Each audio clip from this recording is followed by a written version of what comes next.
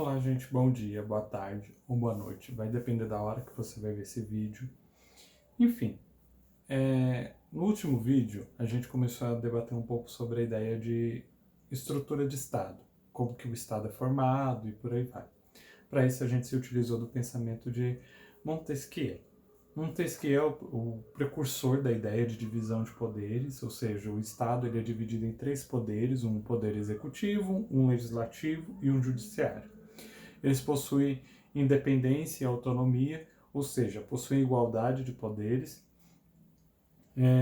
E assim nasce então a ideia das repúblicas modernas.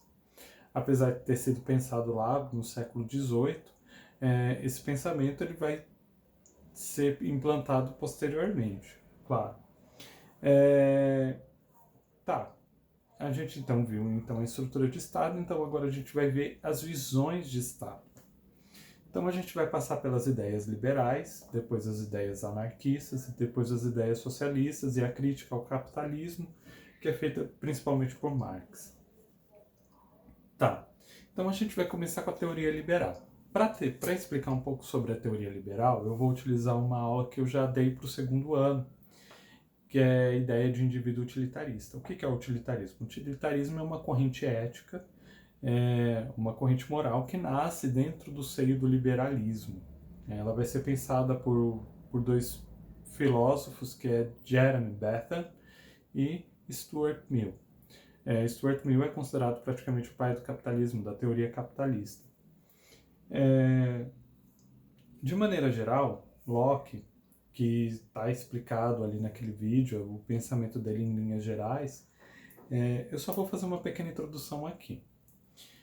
Locke acreditava que em estado de natureza, o homem ele era senhor de si, senhor de sua própria razão, e que por ser livre e senhor de sua própria razão, cada um poderia julgar a partir de seus interesses, e haveria conflito de interesses. Então, para evitar algo pior, ou um início de uma guerra de todos contra todos, como imaginava Hobbes, surge o Estado, para garantir três direitos básicos: o direito à vida, à liberdade e à segurança. Vida, liberdade, segurança e propriedade.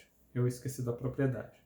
E quando isso cai nos ouvidos da burguesia da época, a burguesia acidente e por aí vai, essas pessoas viram que poderiam lucrar de maneira sem limites e sem intermediação e interferência da Igreja Católica da época. A gente tem que lembrar que a gente está passando por um período de reforma protestante e por aí vai. Então, esse ideário ajudou a burguesia a se libertar da igreja e viu, então, a possibilidade de lucrar infinitamente.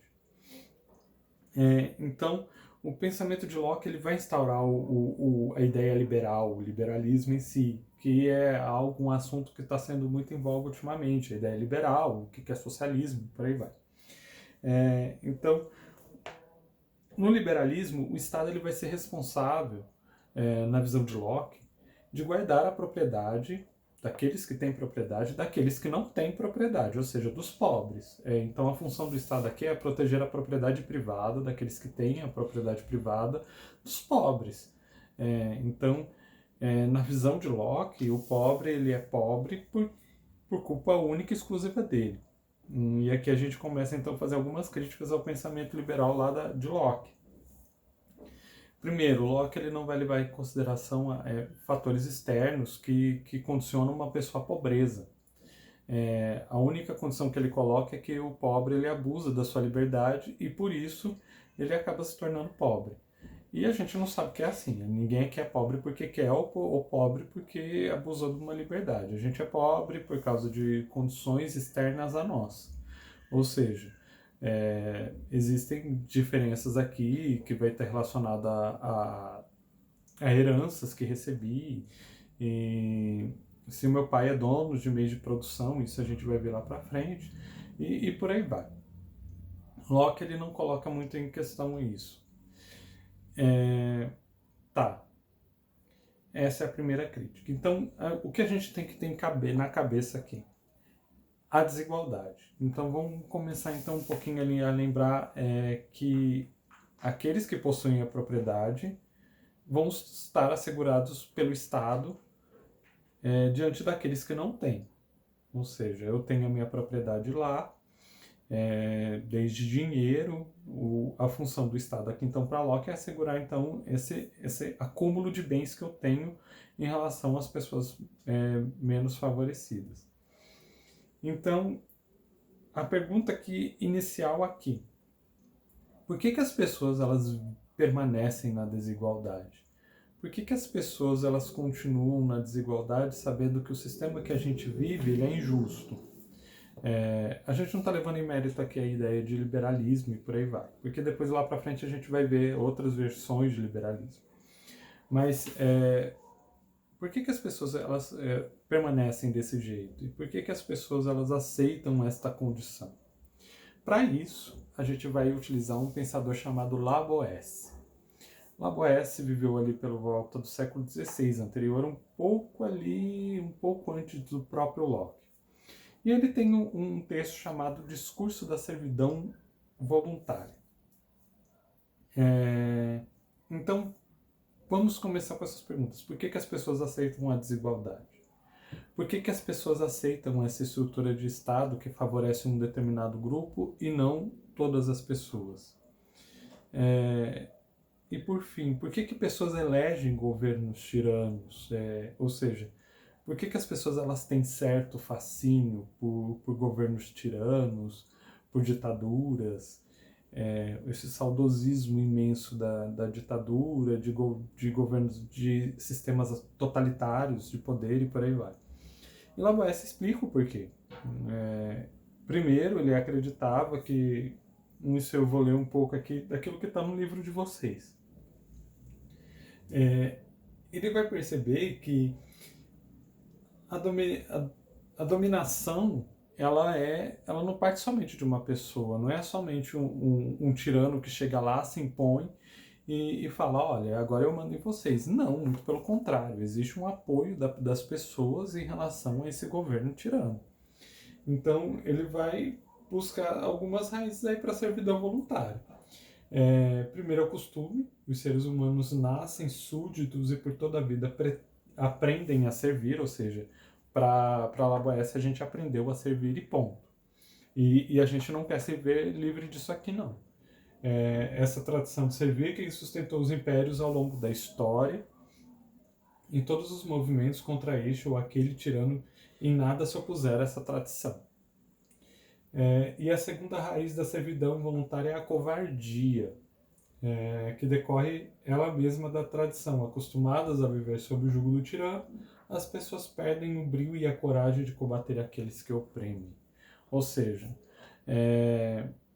a gente pode ver como, por exemplo, como o Estado brasileiro, com a história do Brasil, como a gente viveu governos tiranos e nada a gente fez para poder mudar essa história. A gente sentou-se e assistiu tudo de camarote, os movimentos do poder sem a determinada participação. Ou seja, a gente se acostumou. Existe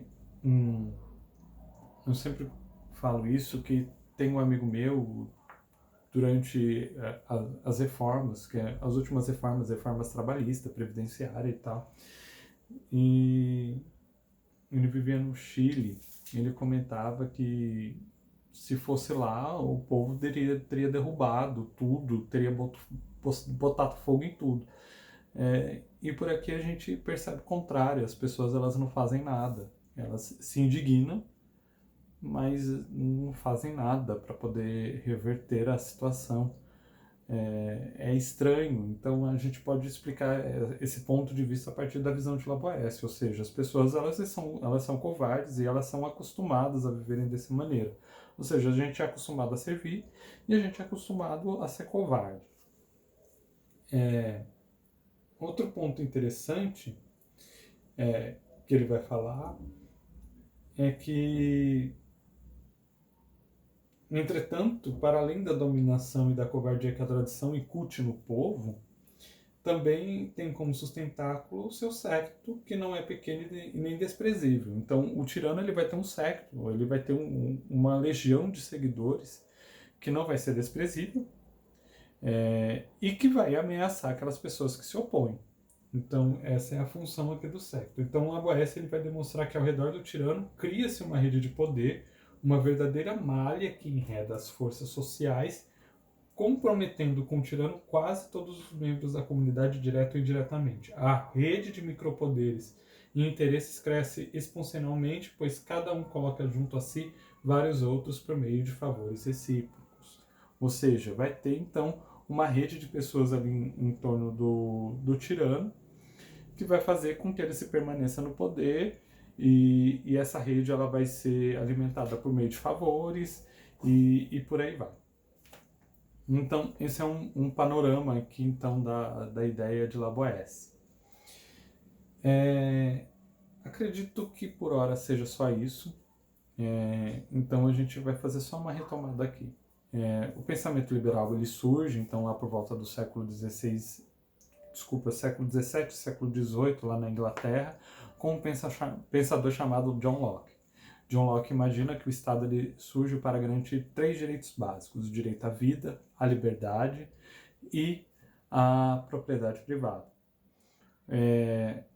E o problema aqui a gente pode chamar do acúmulo da propriedade privada.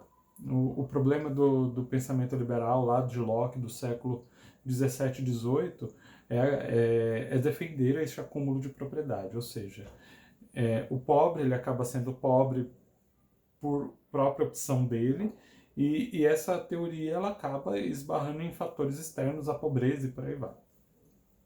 E por que as pessoas elas permanecem na pobreza? Por que pessoas elegem governos tiranos, prometendo milagres econômicos que às vezes nem batem com a realidade? Elas elegem porque é desejo delas. Um tirano ele não surge do nada. Um tirano ele se constrói ao longo do tempo, e ele vai se usar de 2 fraquezas do povo, que é a covardia e essa tradição que a gente tem de servir, de ser servil. Além do mais, existe um secto ali que vai manter esse tirano no poder. Por hora, então, é só isso. Caso tenha alguma dúvida, é só me procurar, tanto pelo Facebook quanto pela Classroom, ou pelo meio institucional. Por hora é só isso. Um beijo e até a próxima semana.